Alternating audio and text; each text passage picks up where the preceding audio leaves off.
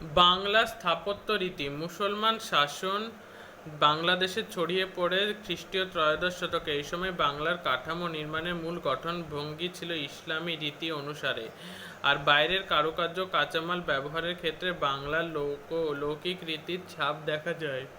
ইমারতে ইটের ব্যবহার বাংলায় স্থাপত্য রীতির বিশেষ বৈশিষ্ট্য। বাড়ি এবং বেশিরভাগ মন্দির ঢালু ধাঁচে তৈরি করা হতো। এর পিছনে যুক্তি ছিল বেশি বৃষ্টিতে জল দাঁড়াতে পারবে না। এই বিশেষ নির্মাণ পদ্ধতির নাম বাংলা।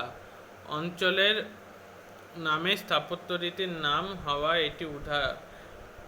এটা একটা উদাহরণ। পুরনো অনেক মন্দিরের কাঠামো একই ধাঁচে তৈরি হতো, এমনই দুটি কাঠামো পাশাপাশি জুড়ে দিলে তাকে বলা হতো জোড় বাংলা। এটি হলো বিষ্ণুপুরের জোড় বাংলা মন্দির।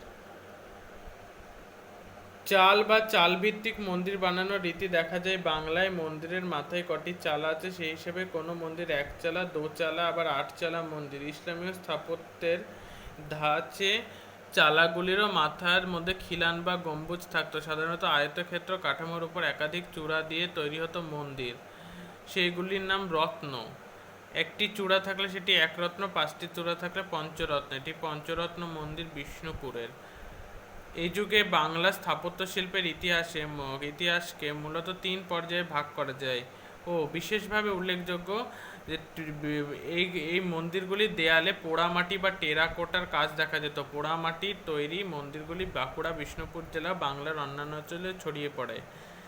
এই যুগে বাংলার স্থাপত্য শিল্পের ইতিহাসে তিন মূল পর্যায়ে ভাগ করায় প্রথম পর্যায়ে বাংলার রাজধানী গৌড় ত্রিবেণীতে জাফর খানের সমাধি, ভগ্নাবশেষ ও বসিরহাটে ছড়িয়ে থাকা এমন কিছু তুপ ছাড়া এখানকার কোনো স্থাপত্যই আজ নেই। দ্বিতীয় পর্যায়ে সবচেয়ে গুরুত্বপূর্ণ হল মালদার পাণ্ড্য সিকন্দর শাহের বানানো আদিনা মসজিদ। এটা ফিরোজ মিনার দেখা যাচ্ছে ছবিতে। তৃতীয় পর্যায়ে বাংলার ইন্দো ইসলামীয় রীতি, পাণ্ড্য সুলতান জালালউদ্দিন মোহাম্মদ শাহর সমাধি বা একলাখি সমাধি। উচ্চতায় খুব বেশি না হলেও টেরাকোটার গম্বুজ বা অর্ধগোল আকৃতির জন্য এটি বাংলায় ইন্দো ইসলামী স্থাপত্যের উন্নতির অন্যতম নজির। বরবক শাহের আমলে তৈরি গৌড়ের দাখিল দরওয়াজা একসময় আরও একটি উল্লেখযোগ্য নির্মাণ। এছাড়াও সে সময় রাজধানী গৌড়ের আরও কিছু গুরুত্বপূর্ণ স্থাপত্যের নজির হলো তাঁতিপাড়া মসজিদ, গুম্মত মসজিদ, লোটান মসজিদ। 1488 খ্রিস্টাব্দে তৈরি হয় 26 মিটার উচ্চতায় ফিরোজ মিনার। ইট ও টেরাকোটার কাজ ছাড়া এই মিনারটি সাদা ও নীল রং চকচকে টালি দিয়ে অলঙ্কৃত। 1526 খ্রিস্টাব্দে তৈরি বড় সোনা মসজিদ গৌড়ের সবচেয়ে বড় মসজিদ।